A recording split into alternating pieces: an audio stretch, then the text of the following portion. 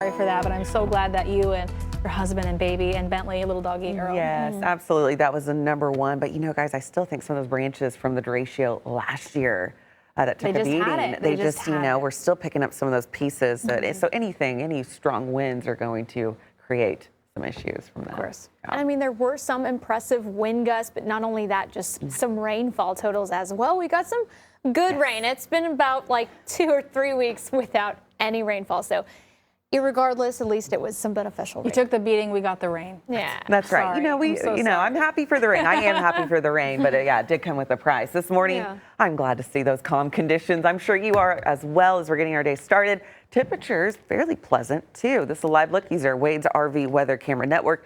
A few high cirrus clouds off into the distance, but all in all, very pleasant start.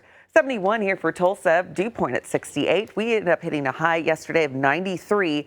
And we're likely to be right about that again for today. Winds are calm at this morning. Could see some areas of patchy fog worth mentioning, but nothing widespread or dense. As we're looking out and about this morning, how about some 60s as we're saying good morning to Pryor. 69 over to Pawnee. You guys have fallen into those 60s up to 4 Acre, Copan up at 68 degrees.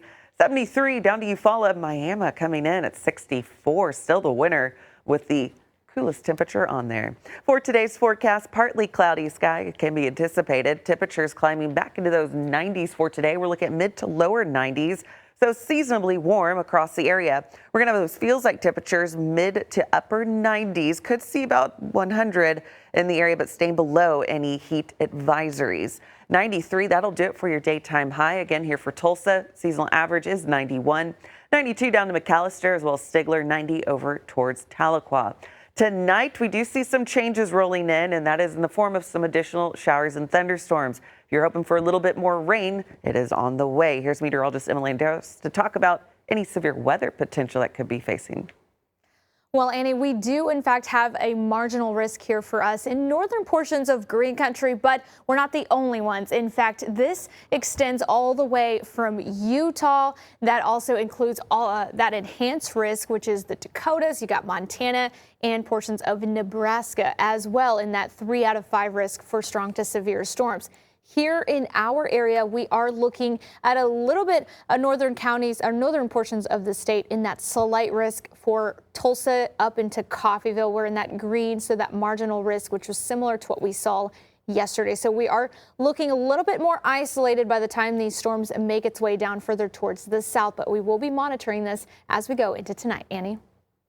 Thanks, Evan. Timing things out. Let's talk about if the models are lining up with that outlook as well. Here's where we go for future track. This is this morning. Again, calm and clear conditions. It's not until this afternoon you might get an isolated shower, but the main event, if you want to call it that, which is mainly going to stay out of our location, we'll be arriving closer at the evening commute with those showers and a few thunderstorms starting out towards the west.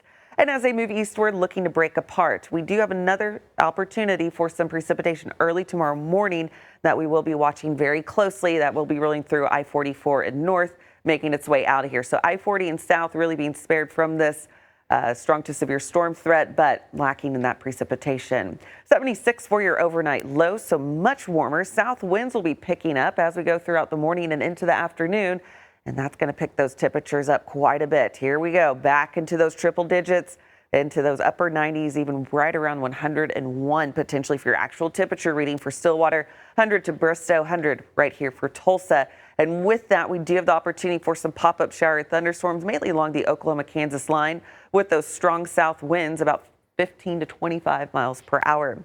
We haven't had one of these issued yet, but as excessive heat watch. We've had heat advisories, we've had excessive heat warnings, but excessive heat watch means you're already seeing indications that we could have heat indices, heat values, feels like temperatures, in other words, upward of 112 degrees tomorrow. Friendly reminder, with that excessive heat comes excessive heat checklist. Stay hydrated, take those breaks, make sure that you are looking before you lock, check on the elderly, limit any